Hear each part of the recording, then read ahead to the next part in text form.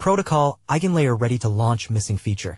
Also, Bitcoin L2 SDKs, North Korea's THORChain use, and quantum-resistant BTC.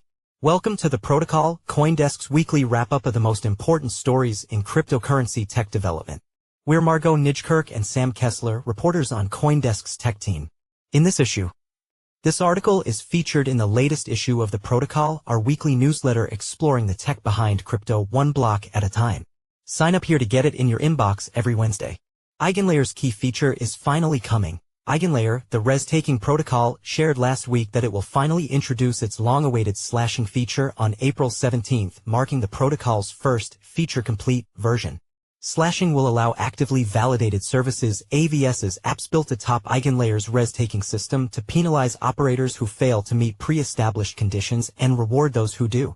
EIGENLAYER originally pioneered the concept of restaking, a way for Ethereum users to secure additional protocols beyond the base layer by recommitting their staked Ether. Slashing was supposed to be a core part of the system, providing apps a way to punish bad actors by seizing a portion of their capital. Since slashing was not part of EIGENLAYER when it initially launched in 2024, it left room for competitors to gain market share. Symbiotic, which allows for the restaking of any asset, has been used by EIGENLAYER early adopters including Hyperlane, an interoperability framework, and Ethena, a popular synthetic dollar protocol. Sam Kessler Read more. Building Layer 2s on Bitcoin coming soon. One of the oldest Bitcoin ecosystem projects is moving to the next stage of enabling developers to build Layer 2 networks using its computational layer. Rootstock is one of many projects currently advancing the goal of bringing greater utility and interoperability to Bitcoin, which it is doing using BitVMX, a modified version of the BitVM programming language. Rootstock Labs project is weeks away from releasing software development kits, SDKs, allowing developers to start producing their own Bitcoin Layer 2s using BitVMX, founder Sergio Lerner told CoinDesk. SDKs are sets of tools enabling third parties to build applications using a particular platform or framework. We are very close to having all the pieces ready for people to start building their own solutions on top of BitVMX, Lerner said in an interview. Jamie Crawley Read more. North Korea's preferred crypto laundering tool. In February, North Korea stole $1.4 billion in the biggest ever crypto heist. THORChain, a network used to swap crypto, has become central to North Korea's laundering operations used to bridge 85% of funds from the hack. Unlike some other blockchain services, THORChain's operators have refused to block transactions linked to the Bybit heist, despite requests from the FBI and other government agencies.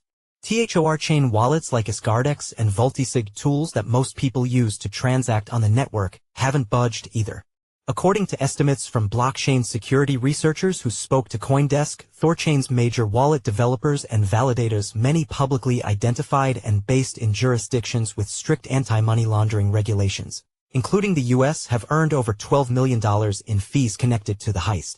The U.S. Office of Foreign Assets Control, OFAC, has previously sanctioned blockchain services used in connection with money laundering, such as the Mixer app Tornado Cash, which has since been delisted after a court ruling, and Bitslato, an exchange. Prosecutors have also charged operators behind similar platforms. For legal experts and the crypto community, whether THORChain, a Layer 1 blockchain, should be treated differently than these other services revives a fundamental debate faced by virtually all crypto platforms. Is the network truly decentralized? Sam Kessler Read more. Can Bitcoin resist quantum computing? Bitcoin could be headed for its most sweeping cryptographic overhaul yet if a new proposal gains traction. A draft Bitcoin Improvement Proposal, BP, titled Quantum Resistant Address Migration Protocol, CRAMP, has been introduced by developer Augustin Cruz. It outlines a plan to enforce a network-wide migration of BTC from legacy wallets to ones secured by post-quantum cryptography. Quantum computing involves moving away from a process reliant on binary code, ones and zeros, and exponentially increasing computing power by employing quantum bits, qubits, that exist in multiple states simultaneously. Such a jump in power is expected to threaten modern computing encryption built by classic machines.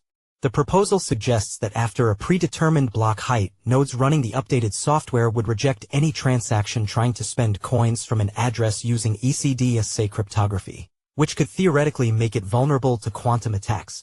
Francisco Rodriguez Read more.